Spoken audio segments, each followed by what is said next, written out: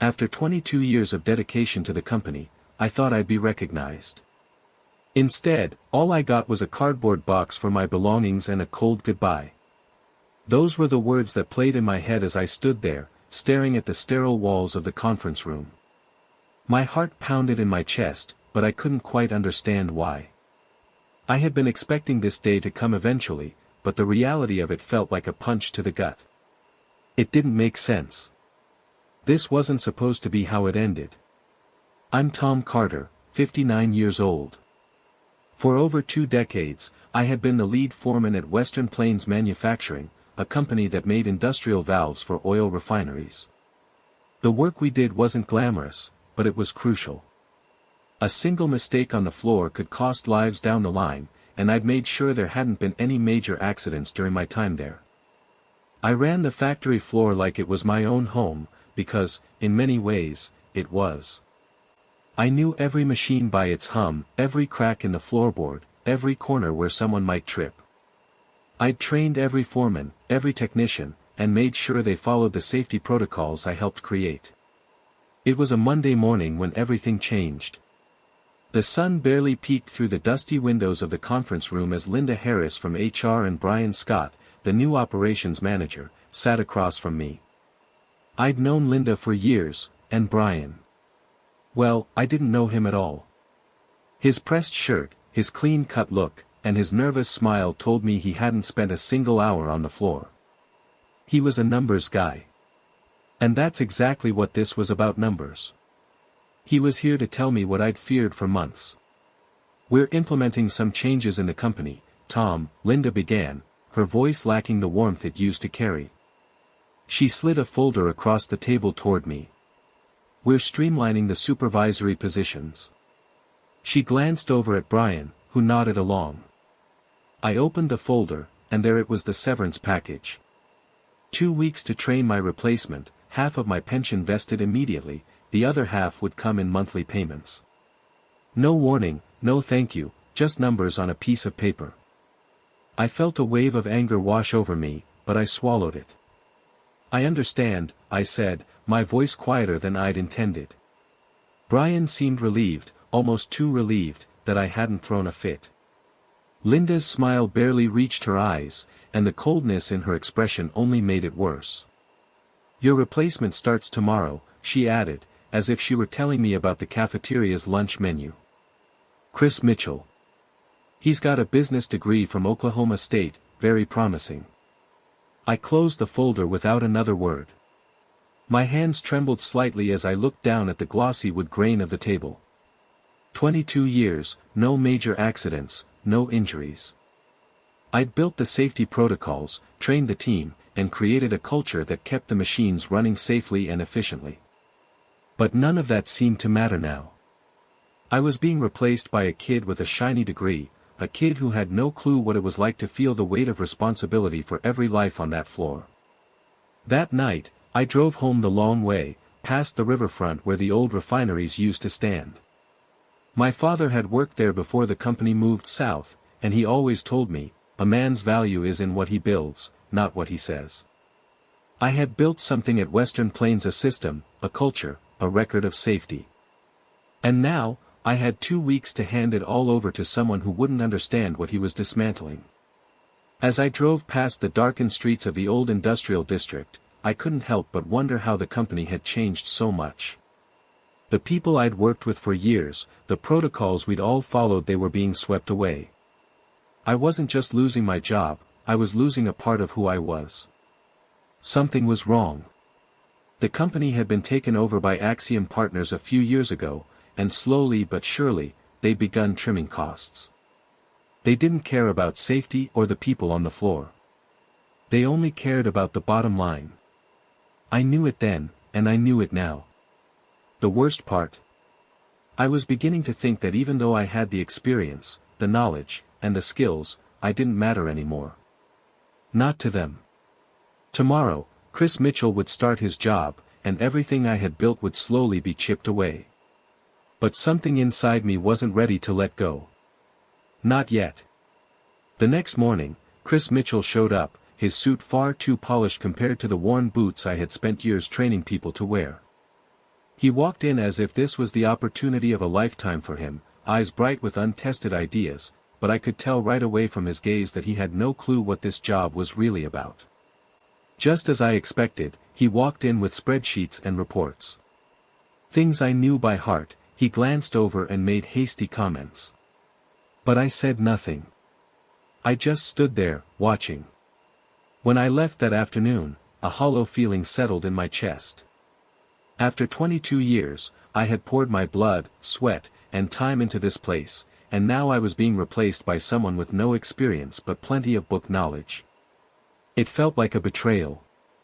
I had given everything, and in return, all I got was a cold dismissal.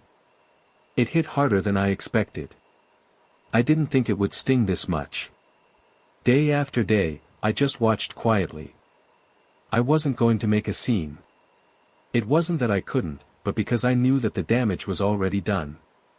The changes I had feared were now taking place. Chris Mitchell began changing procedures, disregarding the rules I'd helped establish over the years. Things started to feel off. The crew felt it too. But I didn't intervene, not yet. Then one day, while sorting through some old files in my office, I found something strange. A letter. It wasn't signed, but inside it was a short message: look back at what you missed. There was no return address, no clue as to who sent it. Along with the note was a copy of a maintenance report I had never seen before. The changes on it were subtle but concerning adjustments that didn't align with the schedules I had put in place. Someone had made changes to the maintenance procedures, and those changes weren't documented anywhere I had access to. Who had sent this? And why? As I stared at the report, a sinking feeling spread through me. This wasn't just about replacing me, it was about something much bigger. There was something being hidden in this company, and I was starting to realize that I had missed it. I needed answers. The days following the discovery of that mysterious letter, everything seemed to unravel at a rapid pace. As I watched Chris Mitchell settle in, I saw changes happening on the floor, changes I had warned about for years but never thought would actually take place. The first thing I noticed was the safety checks. Chris started cutting corners, suggesting we skip certain inspections and reduce the frequency of maintenance. I heard whispers from the crew, murmurs of unease. They were scared. And for good reason. Safety protocols that had been carefully designed to protect lives were being disregarded. Machines that once hummed reliably now started showing signs of wear. I noticed the number 3 press acting sluggish, the hydraulic fluid showing signs of contamination. In the past, we would have shut it down immediately and performed an overhaul. But now, with the new directives coming from above, everything was pushed aside.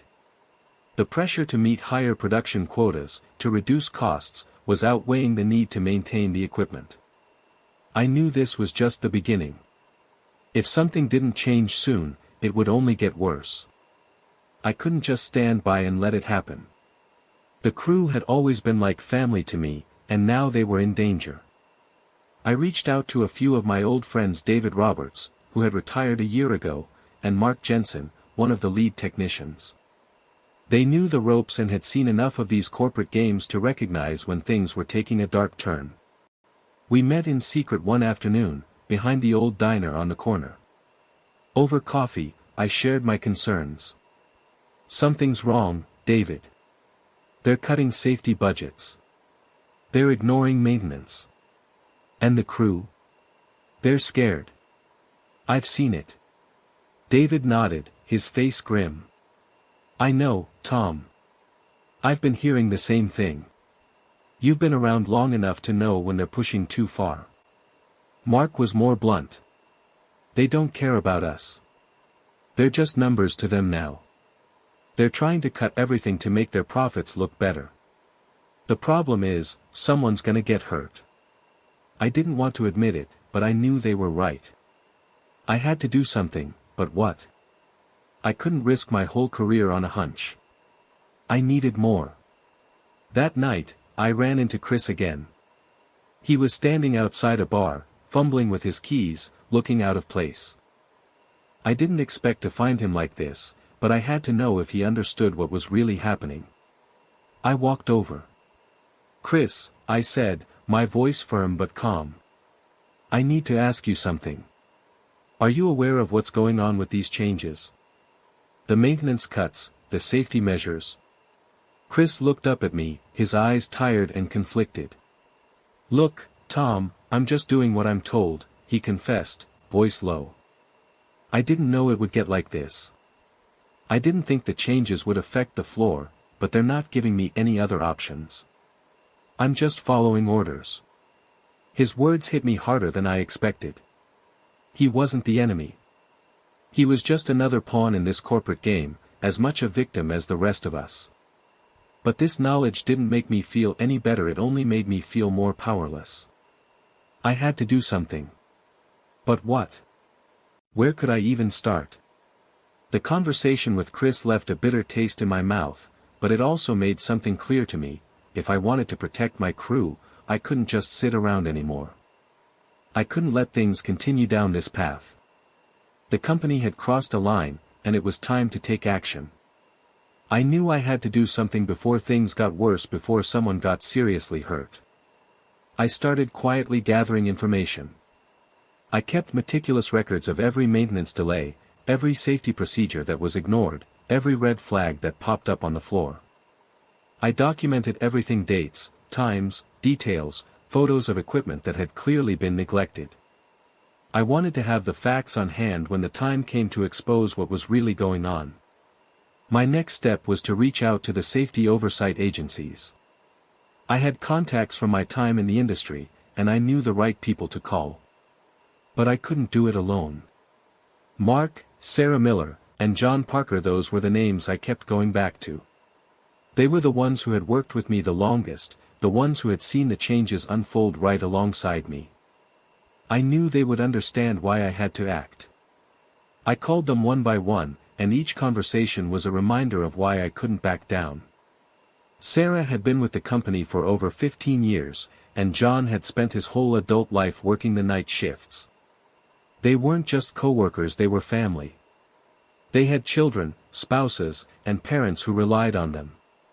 If something went wrong on that floor, it wouldn't just be the machines that broke down, it would be their lives, too.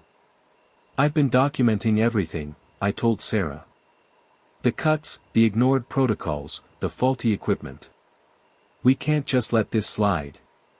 John's voice cracked when he spoke. "Tom, I know. But we can't just go up against the company like this. They'll bury us." I didn't have an answer for that. But I knew I had to try.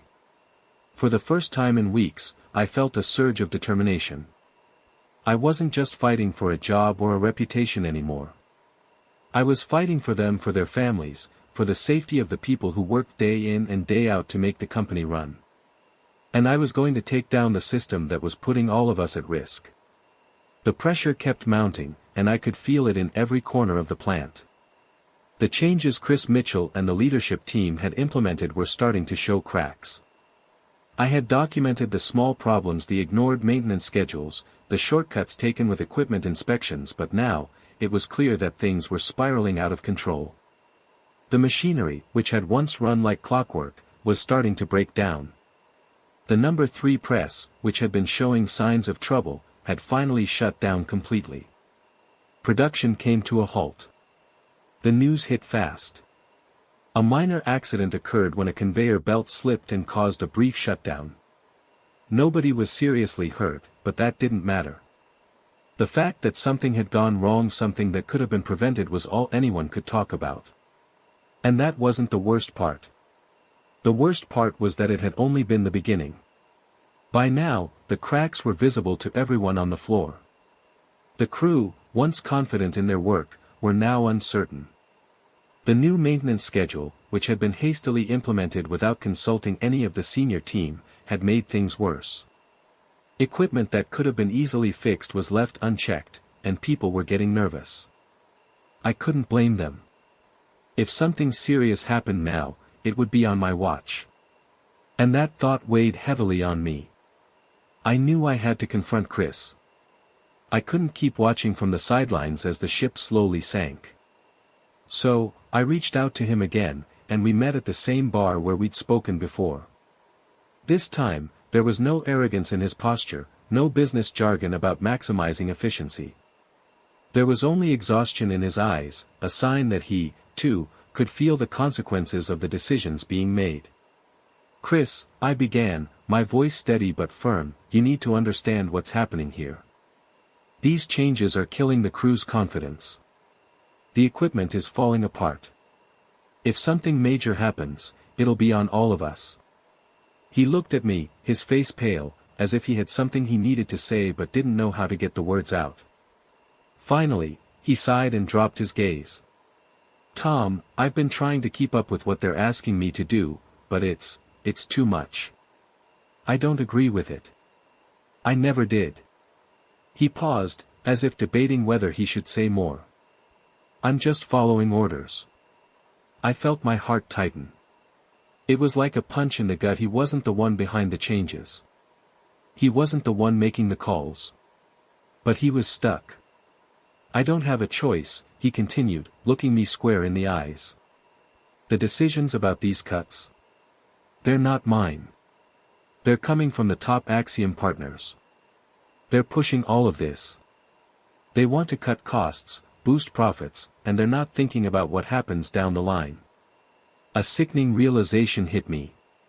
I had spent all this time thinking Chris was the problem. But it wasn't him. It was something much bigger.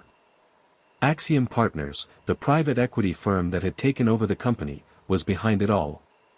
This wasn't just a series of bad decisions. It was a deliberate strategy to reduce costs and squeeze out profits, no matter the human cost. Chris's face was pale, his voice barely above a whisper. "I didn't know it would go this far. They've been planning this for a long time. They're using numbers to justify everything. Safety be damned." It was the final piece of the puzzle. All of the compromises, the cutbacks, the ignored maintenance, the rush to increase production at any cost. It wasn't Chris's fault. It wasn't even the fault of the local management. This was a corporate strategy designed to maximize returns, regardless of the long-term consequences. They were playing with people's lives. And I couldn't let it continue. Not without a fight. "I'm going to make them see what they're doing," I said, my voice low but resolute. Chris nodded, but I could see the doubt in his eyes. He didn't think it would work. But I had to try. For the crew, for the company, for everyone who still believed in what we were building. The weight of Chris's confession sat heavily on me. Axiom Partners, the corporate vultures who had taken control of Western Plains, had been playing a dangerous game. This wasn't just a series of misguided decisions or mismanagement. It was a calculated plan to slash costs, compromise safety, and increase profits at all costs. The more I thought about it, the angrier I became. I had been a part of this company for over 2 decades, building something real, something that kept people safe. And now, all of that was being dismantled piece by piece to satisfy the whims of investors who had never set foot on the floor. But it wasn't just my career on the line. It was the lives of everyone working there. The workers who had trusted me to keep them safe, who depended on the integrity of the systems I had put in place. Axiom Partners didn't care about them. They cared about the bottom line. I needed proof. I couldn't just sit back and hope things would fix themselves. I started digging deeper into the company's records, using the connections I still had in the industry to get access to maintenance logs and communications. What I found was worse than I ever imagined. The cuts to safety were not just some temporary measures. They were part of a long-term strategy. The documentation showed that Axiom Partners had been systematically slashing the maintenance budget for months, approving cheaper and less reliable parts, and delaying essential repairs. They even manipulated safety inspections to make sure everything looked fine on paper, while behind the scenes, the factory was falling apart. I felt my stomach turn as I went through the files. They had been playing with fire, and if something went wrong, it wouldn't just be the company's reputation at stake. People's lives were on the line. The evidence was undeniable. I knew what I had to do. This wasn't just about saving face anymore. It was about protecting the workers who were still on the floor, doing their jobs without realizing just how much they were being put at risk. I contacted the Occupational Safety and Health Administration, OSHA, providing them with all the documents I had gathered. I laid everything out: the safety violations, the cutbacks, the manipulated reports. I wasn't going to let Axiom Partners get away with this. But I didn't expect the retaliation to come so quickly. A few days later, I received a legal letter from Western Plains Manufacturing. The company was accusing me of malicious interference with business operations and spreading false information about their safety practices. They threatened to sue me for defamation, claiming that my actions were damaging their reputation and putting the company at risk. The letter was a bluff, I knew that. But the fear it triggered in me was real. A company this big could bury me with legal fees, could make my life a living hell. But I had already come this far. I wasn't going to back down now. I called my lawyer, Bill Henderson, who reviewed the letter. "They're bluffing," Bill told me, "but they're going to try to make it difficult. They want to intimidate you into silence." I could hear the anger in his voice. It mirrored my own. This wasn't about the truth anymore, it was about control. Axiom Partners was playing dirty, trying to cover up their tracks before the real investigation could begin. They even went so far as to try to tamper with the safety reports, making sure they didn't show up in the official inspections. But the real damage had already been done. The word was out now. And now, the fight was truly on. Axiom Partners could try to silence me, but I wasn't going to let them. Not when so much was at stake. They had underestimated me. And they were about to find out that you can't put a price on safety or the truth. The battle was long and hard, but in the end, the truth prevailed. After the legal fight and the investigation by OSHA, Western Plains was forced to face the consequences of their actions. Axiom Partners could no longer hide behind their spreadsheets and profit margins. They had to make real changes that would put safety and workers' well-being back at the forefront of the company's operations. The company was shaken, but they couldn't undo the damage they had done. They were forced to reinstate the safety protocols, overhaul their maintenance schedules, and bring in qualified professionals to assess the state of the equipment. The cuts to safety and the reckless cost-cutting measures were reversed. I may not have been working for the company anymore, but I had made a difference. The changes were hard-won, but they were real. As I walked through the plant one last time, I couldn't help but reflect on everything that had led me here. It wasn't just about the machines or the reports, it was about the people. The men and women who had trusted me to protect them, who had given everything to make this company what it was. They deserved better than what they had gotten. But now, at least, they had something. They had their jobs back, their safety restored. I had won, but the battle had left its scars. I had learned a valuable lesson, one I wouldn't forget: safety and humanity cannot be sacrificed for profit. People must always come first. I was offered a role as a consultant, a way to help rebuild the safety culture that had been lost. I wasn't interested in the title or the money. I went back because I wanted to help the people who had worked with me for so many years, the ones who had stood by me through thick and thin. I went back to ensure that the systems we built together were never torn down again. As I stepped into the plant, the machines hummed more smoothly than they had in months. The crew was working together again, united by a sense of purpose and pride. The changes I had fought for weren't just about policy, they were about the people. They were about the heart of the company, and what it stood for. But as I looked around, I couldn't help but ask myself, can a system truly exist where safety isn't compromised for the sake of profit? Where human lives come before the bottom line? It's a question I couldn't answer, but one I knew needed to be asked. The journey wasn't over, not yet. But for the first time in a long while, I felt like we were heading in the right direction.